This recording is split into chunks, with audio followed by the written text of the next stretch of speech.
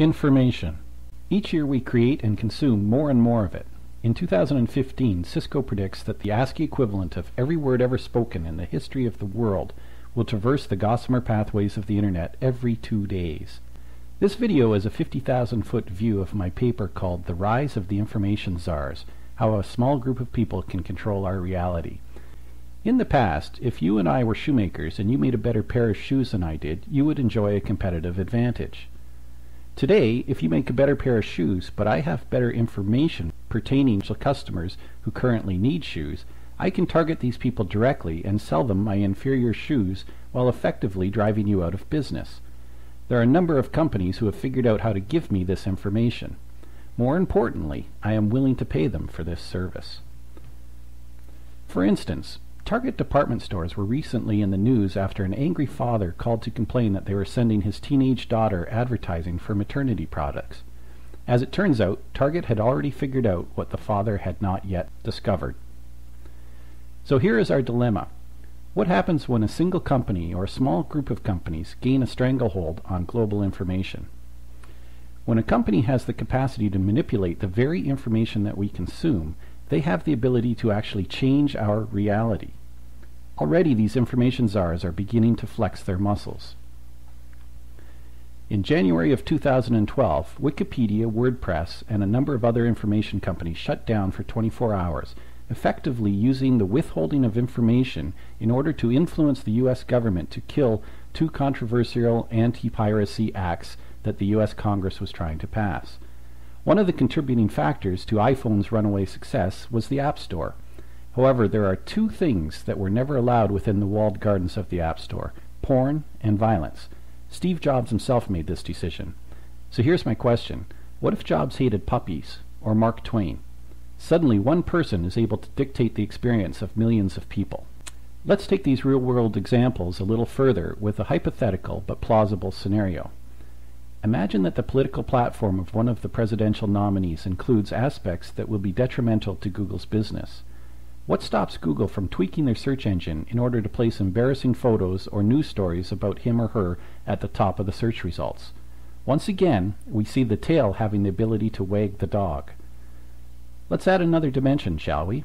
In their book Snakes and Suits, Paul Babbitt and Robert Hare have discovered that many of the world's top CEOs have distinctly psychopathic tendencies.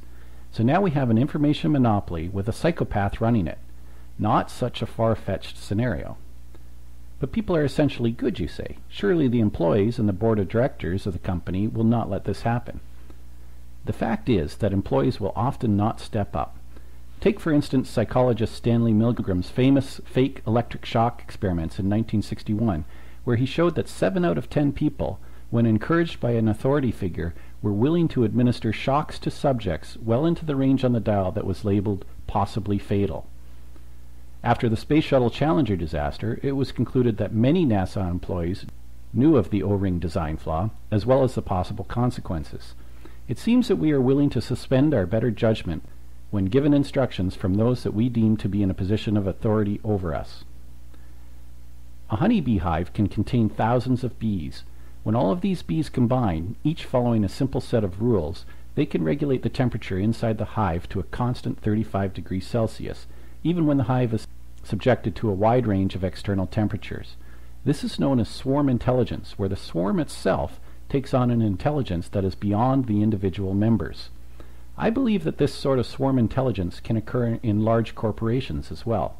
Think about it. Employees are given a simple set of rules called yearly objectives, and when they interact, a sort of swarm intelligence emerges. When the most fundamental of these simple rules is to increase profits, ruthless actions can occur even though no single employee feels responsible for them. Here's the crux. When you take this concept of swarm intelligence, add in a monopoly on information, and place an evil psychopathic genius at the head of the swarm, bad things can and likely will happen. So what is to be done? Are we all doomed to the whims of some Dr. Evil archetype? Happily, I think not. There are a number of factors that can come into play to prevent this sort of doomsday scenario from occurring. The first is government. Governments around the world have shown time and time again that they can bring down large companies when deemed necessary. Now, the problem with government solutions is that they are wielding a meat hook instead of a scalpel when attempting to restore balance. However, there is no denying that they are effective. The second thing we have going for us is the natural life cycle of companies. Eventually, every successful company will decay from within. Over time, bureaucracy will replace innovation, and the best employees will feel stifled and leave. This leaves the company vulnerable to being blindsided by new technologies such as IBM falling to the PC and Microsoft now giving way to the mobile device. Lastly, and most importantly, is us. There is a well-known problem in quantum mechanics where the act of observing an experiment can change the actual result of the experiment. This is true in life as well. Just the fact that we are aware of this potential danger is half the battle won. Yes, there will be bumps and casualties along the way, but this has always been the case. Life is messy. Ultimately, however, I believe that a new disruptive technology or paradigm will displace the large bloated monopolists and make way for new innovation and bright new horizons.